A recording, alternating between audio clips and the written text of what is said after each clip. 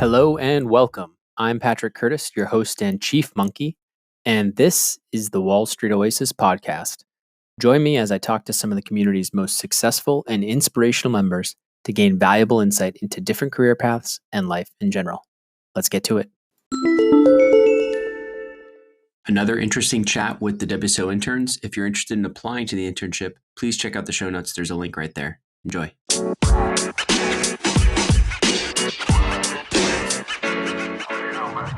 Hey everybody, welcome to the February 3rd session of the Intern Meetup. Thank you all for joining. I'm going to do some more resume reviews today, hopefully one or two. So if you do want your resume reviewed, go ahead and shoot it over in the chat, and Nabil will kind of try to get it ready for us. But we can start with this one we got last week. I don't think this person is on right now, so I won't be able to ask questions, but I'll just talk. Maybe it'll be helpful if I share my screen and we can talk through it so you can kind of get an idea of what was done well and what wasn't done as well. So overall, this resume is actually formatted, I think, really well. There's good spacing between the main sections, between roles. Just so quick glance, it's easy to read, which is really nice. I think they use the Wall Street Oasis format, so obviously we're biased, but I think it looks great. In terms of the bullets, you'll notice the couple things. So let's go down to education. So they got GPA, academic honor roll, tennis team, scholarship. This is great.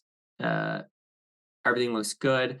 Might want to have here some, since they were finance, some relevant coursework listed here to help with more keywords.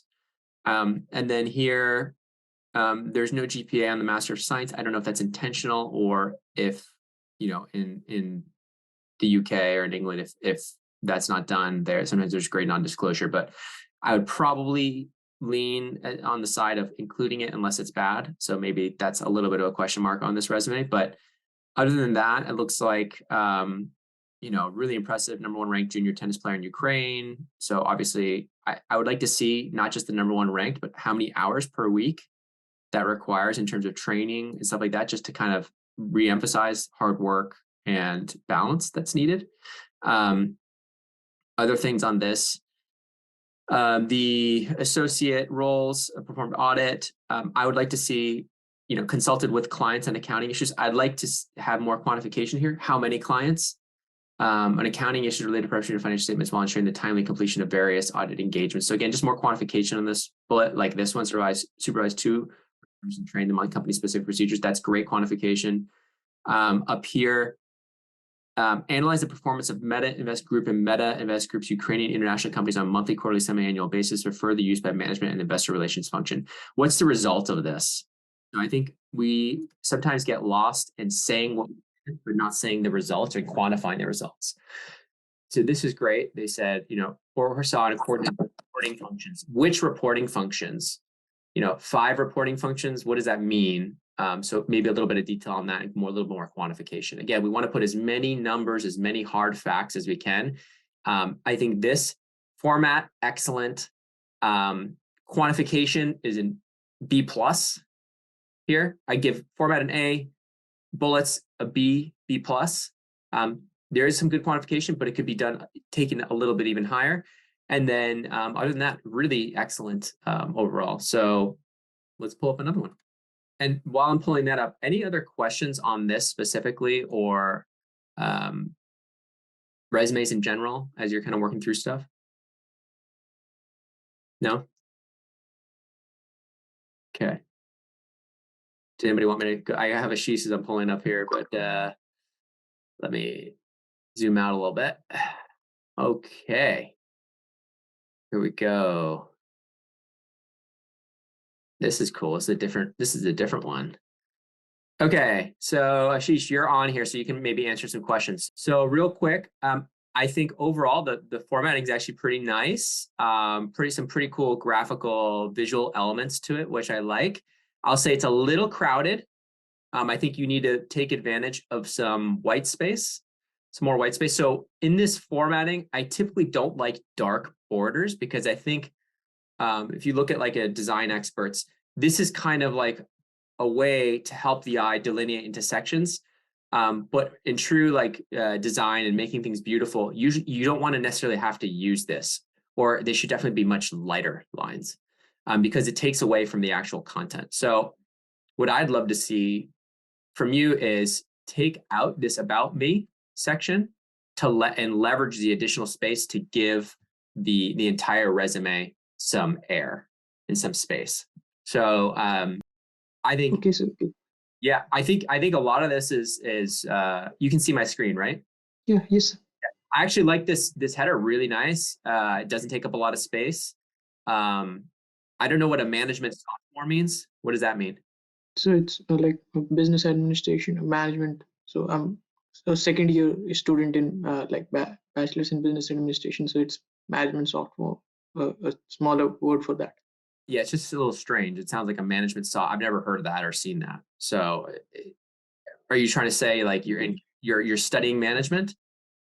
Yeah, yeah. So I think it should be so sophomore candidate. You don't have to say sophomore candidate. You already put the class year here. That's irrelevant.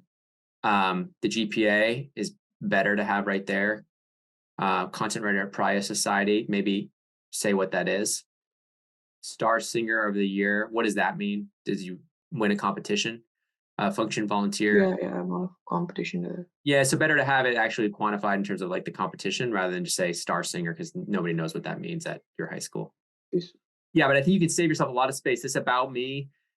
It's pretty much recommended for roles outside of finance. So you can have a version with this in if you're really strongly feel strongly about it. Nabil, what do you think about in terms of UAE and markets over at Asia in terms of the about me section and the statement? I know in the US it's a big like for high finance roles. I say absolutely not. Get rid of it. What do you think? Yeah, high finance probably not, but like I guess if you're into like applying to like smaller places, it might make sense, and not into like proper investment banking or that kind of stuff. Like no resume usually has it, but Yeah. it depends, I guess, on the field and like that kind of stuff where they actually have time to go through it. Most people don't.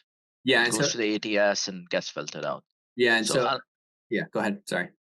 oh no, and then yeah, the skills and the core skills could probably be below experience, right? Experience would may have a lot more value than those things. Yeah, I'd bring this up for sure. Skills and core skills could go down here with these projects and licenses. This font is really small. I actually kind of like the logos. It helps my eye, but it's just busy. And so what you want to think is when somebody pulls up this resume, Ashish, they have 6 seconds, right? You have 6 seconds to Right. throw it and move on. So what you don't include is as important as what you do include, meaning the white space that you have for the eye to scan quickly is just as important as what you do. So trying to fit everything in actively hurts you versus knowing what to pick and choose and what's most impressive and what to quantify and including only those. Remember, the resume should not be seen as a tool to show everything you've done. The resume is simply a tool to get you the interview. So you want to look as impressive as you can and make it as easily scannable with the most impressive stuff easily readable. That's what it is. It's not about including 4 pages, 5 pages. I like the fact that you have it on 1 page, but it still feels like you crunched it. So I think there's a couple things here. So I don't mind this format. I don't even mind these, but like maybe you go to 2. Another thing is, I think, importantly, like which role you're applying for, because like just looking Yes. at it from, yeah, because people do this where they have like different experiences, different, especially on the certificate section. There's sales in there, there's content writing, there's data, and like those skills are not required for the same role. Those are like probably 2 or 3 different roles. So you could have resumes for different roles, and then those resumes could highlight like key. So if you're into data analysis or something, you could highlight the data analysis stuff. If you're in a consulting, there's the winter consulting and all those kind of things. So it could be more geared towards it. Like if you're setting this to like say investment banking or even management consulting, and you have that huge paragraph on sales analysts, and then there's nothing on say management consulting, it just looks bad. Yeah, I would People even like just if you're skip applying to it. management consulting roles or banking roles, like you could just remove the sales and analyst intern or make it like 3 bullets max. Your bullets look, I just scanned a few of your bullets. They definitely have room for improvement. That's the weakest part of your resume is the actual bullets. Analyze sales data for 7 different retailers, use Shopify Analytics. And what? What did you find? What was the result? collected and organized customer data. What type of data? For over 2,500 companies. So What was the result of sales that? data. So we refined the refined the data and then saw What the target market. sales So data? those like, yeah. So were you looking by SKU, by product, by this? Were you sorting it? What were you analyzing? By Collected and product. organized. Like, I think the analysis and the result needs to be here. I like that you're quantifying the number of companies and the number of retailers, but you're not really saying what the outcome was. If you can kind of just quantify what the outcome was, worked with the startup that provides, I kind of like this. This is like what they do. This is not what you did. So if you want, there is a format where you can actually have like an italicized like marketplace for like startup with marketplace for electronics. So you can have like an italicized thing of what this company is rather than having it as a bullet. The bullets should really be reserved for what you did, the quantifying, and then what the results of your actions were. So like this is a super weak bullet. Conducted research on competitors. What type of research? How many competitors? You know what I mean? Like there's so many that just opens up. It's just a soft bullet and it's just taking up space. So either make it much better or remove it. Okay. And like that comes through all of this. Learned about AWS and cloud technologies. Bullets where you're just like educating yourself are okay, but like I'd want more specifics here. And then completed a first month of training phase. Completed the first month, or completed 1 month. It's a little bit awkward. Completed a first month training phase. To me, this makes it look like English isn't your first language. No, so it's a secondary language. My first language is Hindi. Exactly. So, but like you should have somebody review this where English is fluent native language if you're applying to roles that are where that's required, right? Okay. Because there's certain little nuances about the wording you choose that make it sound like, okay, how good is his English going to be? And that can just get your resume thrown out right there. Especially with where you're coming from. You're in India, right? Right. Yes, especially coming from India with your name, people are going to be like, hey, can this guy speak well, right? So main takeaways: space. You need a lot more of it. If you're applying to finance and account management consulting roles, I'd remove this about me section and either remove or significantly reduce the sales analyst intern role. You need to beef up your bullets with much more specifics. What are the outcomes of what you did and quantification? And number 3, this needs to be like the dark lines in between everywhere, I think need to be significantly lightened or removed and allow the the white space to do the dividing for you.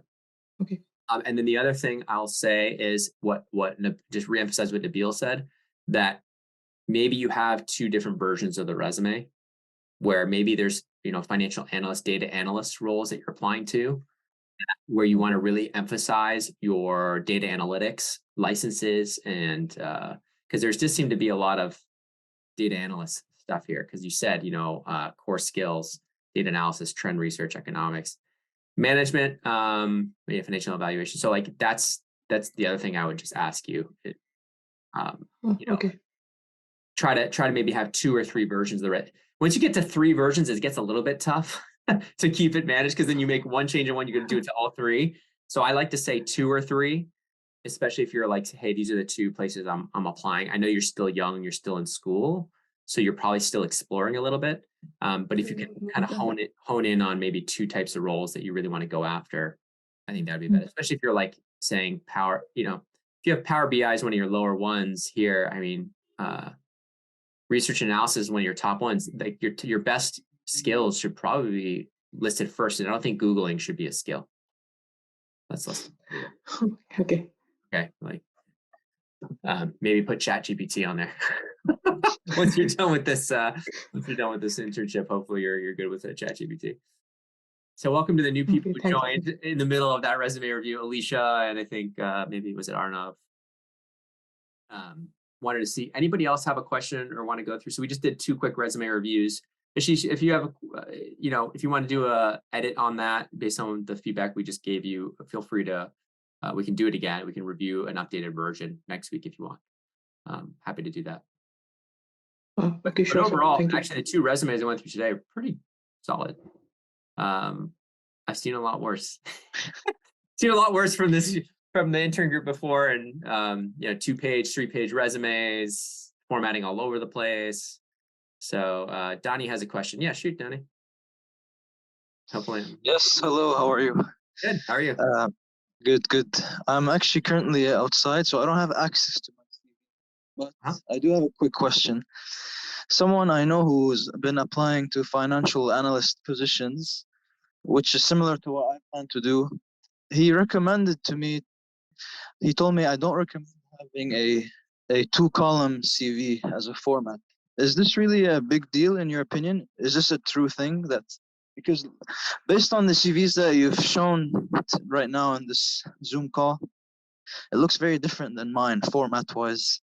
Is this something that you think I should change? Because my CV is a 2-column CV. The first format, I think, is a better one, right? Yeah, I'm going to show you again. Let me open up the first one because I think that's the better, more. And so question is, does it matter or not? Yes. Right. The answer, it does. Yes, it does matter. Okay. Impressions matter on a piece of paper. It's the most important piece of paper that you're sending out to help you land interviews. This thing needs to be polished and polished again and polished again and reviewed again, given to everybody you know, say, find an error and I'll pay you $5 or that's what it needs. That's the level of detail has to be. If you can't get your resume right and your CV right, what does that say about your work ethic? What does it say about how sloppy or how detail oriented you are? Right? Exactly. It's the most important document. So like, it's not that a 2-column or a 1-column is the right way to do it. It's just that certain industries are used to seeing things delivered in a certain way. So going outside of that, usually all that's doing is just taking on additional risk that you don't need. Especially if you're going about it in a way, and I'll share this resume here, just the format of it, and I'll zoom out so you can kind of get a better sense of what I mean here.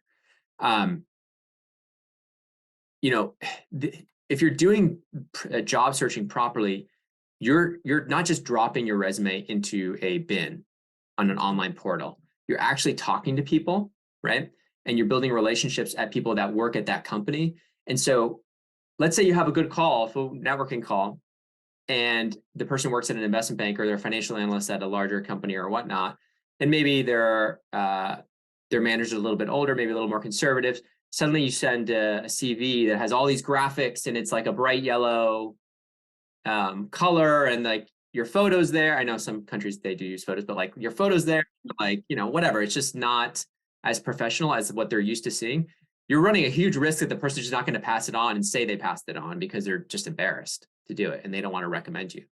So like, you should just be building in the relationships, delivering a CV that is properly formatted, highlights your best points that are most relevant to that job, and quantifying as much as possible to show that you've had an impact where you've worked. And that's why the bullets specifically around this research internship so focus on the financial topics you're writing, the quantification number of words you've written, the number of hours you've self-studied in financial modeling training, because that's what matters. It's like you're showing suddenly like you're interested in the topics, you're highlighting all these topics, you're getting those keywords on the thing, you're showing your hard work and you wrote a ton of words, you're showing that you spent an additional X 100 hours, 100, 200 hours of self-study on financial modeling training. Suddenly you're a legit candidate when you could have had no finance internship experience at all. Like those 3 or 4 bullets are really powerful. So I'd focus more on like getting it in a format that's like clean and not gonna like risk getting your resume thrown out for no reason. And then number 2, just delivering on the value of like really focusing on just the bullets, making sure they're super strong to be as quantified as possible, showing the result of your work, not just the like, I collected customer data. Yeah, go ahead, Arnav. We're getting a few more people. It's becoming a crew, Nabil. So. Yeah. Sir, I actually wanted to ask, how much does marks matter when we go for a job? Marks will matter a lot if all you're doing is dropping your resume into a black hole. If you have top marks, you'll probably get like a 5% response rate. So for every 20 resume drops, you'll probably get like 1 out of 20, you'll get a call or a phone interview out of it. If you have poor marks, you'll probably get it'll be more like 1 out of every 100 applications you submit will get a response. So it can increase your high marks will increase your resume drop to interview conversion, but it's still low, right? It's like from 1% to 5%. So it's still not a great way to like land interviews. But yeah, it does make things easier. So how much does it matter? It matters. Yeah, especially if you're like right out of college, because that's the best indicator of the work you do. Yeah. Yeah, If you have actually, my experience, it doesn't. college is kind of old-fashioned, and they do not allot marks. Max to max is 80% at limit. So I was just confirming. But do you have like a GPA where it's relative marking? Yeah, but GPA is just times 4, like divided by 4. Whatever the marks are, like we are given out of 10 and GPA system is given out of 4, but they stay the same. If we limit it at 8, so in GPA it comes out to be 3.2. Yeah, so you're worried That about was an issue. converting it to a 3.2. I would put it in your marks, put it as an 8, whatever, and try to put it as a percentile rank in your class. Is a better way to show that. All right. Actually, I wish to explain my situation that actually I joined this internship as a newbie, and I was struggling to basically make up with the articles, with the standards, and right now I've met with an accident and I've broken my hand. So hopefully I won't be kicked out, right? Sorry, what's that? In terms of what? You've been struggling to start? Is that what you're saying? Yeah, I was struggling to start, and then I met with an accident and broke my hand. Oh, So sorry to hear that. Yeah, I mean, look, we can extend it for sure. I think you just got to email Josh. He's managing the program, so let him know about your circumstance. And I think what we can do is delay the start date and set it back further, and that's fine. And give you another shot. But hopefully, there's not another unfortunate. Yeah, sure. I've been doing work. It's just not at a very good pace, and I've been trying to inform Josh. I have to inform Josh actually. Yeah, I would inform him, and then potentially maybe just put a pause on it till you're healed, and then come back at a time when you're ready to dedicate the hours needed to do it successfully. Because I think if you're kind of half in, half out, it's going to be tough to actually get through it in time. Because we do have a 2-week grace period where we allow you to kind of go up to, I think, 14 weeks, Nabil, but we don't. Yeah. Successful completion does require you to kind of finish it in that time frame. Yeah, Danny. Go ahead. Hi, yes, I have another question.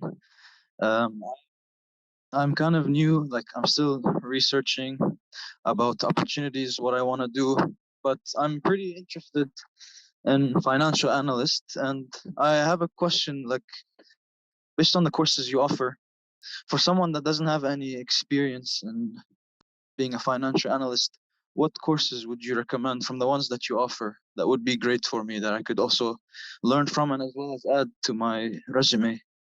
Yeah, I would start with Excel modeling for sure. Accounting foundations to understand how to read the financial statements, and then understand how to make sure you're building the right habits with Excel. A lot of people think they know Excel because they can do some formulas in Excel and they know how to do functions, but not many of them know how to use all the quick keys. And most people are still reach for their mouse when they're working in Excel. So not that the financial analysts are as rigorous demands of investment banking, but if you have that skill set and you're bringing it to a financial analyst role, you're going to be an all-star. So I would say Excel modeling and accounting foundations, and potentially after that, financial statement modeling. And then depending on what financial analyst role you do, maybe some valuation work if that interests you. So there's valuation modeling in DCF, but I would first focus on the more fundamental stuff, which is Excel and accounting foundations. And then PowerPoint, I wouldn't sleep on the PowerPoint course either, because being able to know how to use that tool, as a financial analyst, you're not just going to be doing the financial analyst, you'll probably have to present it or get it ready for presenting. And if you can, you understand how to move around PowerPoint efficiently, you're going to be able to put nicer decks together. And if you know how to storyboard things and structure your presentations, I think it's helpful. That's where consultants tend to shine, right, Nabil? That's where consultants tend to shine. Yeah, no, Nabil has some good skills in PowerPoint. Less modeling, more PowerPoint. Yeah. So that's where I would say to start, Danny. for sure. Also, it wouldn't hurt to do the Excel crash course one as well, just to make sure I know all the basics. Yeah, Correct? there's free Excel crash courses, but you get access as you go through the internship. You get free access to courses as you go. So it depends. There's also the interview courses, the investment banking interview course, private equity interview course, hedge fund interview course, management consulting case interview course. If you're interested in finance role, like financial analyst role, the IB interview course is probably the most relevant because it has the most kind of foundational types of questions that you'll receive at these firms, not just investment banks. So we call it an investment banking interview course, but really it's just any sort of financial analyst role could ask you these types of questions. And there's a ton, there'll be thousands of behavioral questions in there with sample answers and thousands of technical questions we have pulling from the database. So that's also another great course to kind of prep you for the recruiting portion of it to make sure you're up to speed on that. Yeah, and depends on what kind of role, right? Because we You- have the you wouldn't- pipeline things as well. Yeah, you wouldn't put that on your resume, like IB interview course. Don't put that on your resume. Put the Excel modeling, put the FSM accounting foundations type stuff on there. And then the IB interview course you just do, and it'll help you prep. And there's also the networking courses added as part of that package. Any of the interview courses come with a networking course, and it helps you with like cold call or cold email templates, all that stuff. So you know exactly how to reach out, who you should be targeting, the types of questions you should be asking in interviews when they say, oh, do you have any questions for me? That's a very important part of the interview. And a lot of people are like, no, I'm good. Bye. Don't do that. And so, yeah, there's a lot of good guidance in those courses if you can carve out the time. I know you're in school. Are you in at American University? Yes, yes, an American university in Lebanon, actually. Yeah. Cool. Yeah, we have. So, yeah, we hired somebody full time out of. Well, I think he's still a student, right? Nabil? Ellie? Yeah, I think so. Yeah. Yeah. So one of your classmates works with us, kind of on a paid basis, more kind of part time, half part time, almost full time. But yeah, so if there's any questions as you're kind of prepping and going around that, I would just feel free to reach out, and we're happy to chat with you every Friday. We'll be on here almost every Friday. All right, thank you. And if you don't mind, I got the Excel modeling. What was the financial one called? If you don't mind repeating? Financial statement modeling course. Okay, great. Thank you. Yeah, and that one is it's teaching you how to link up the three statements. So income statement, balance sheet, cash flow. It's really about the working capital, basically having projections and building out a working three statement model that will actually balance and not ref out on you. I can't tell you how many nights you're there at like 2 a.m. working on a model and it's reffing out and you're trying to figure out why, or there's circularity errors, and knowing all the little tricks of like, oh, we got to turn off our iterations or stop the circularity. That stuff matters because it could be the difference from 2 hours of sleep and 5 hours of sleep. I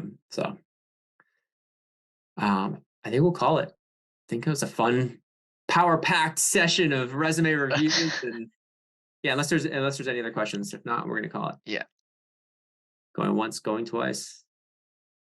All right, everybody. Thanks for joining. We'll be back next week. And yeah, if you want your resume reviewed, just let me know. Talk soon. And thanks to you, my listeners at Wall Street Oasis. If you have any suggestions whatsoever, please don't hesitate to send them my way, Patrick@wallstreetoasis.com. Until next time.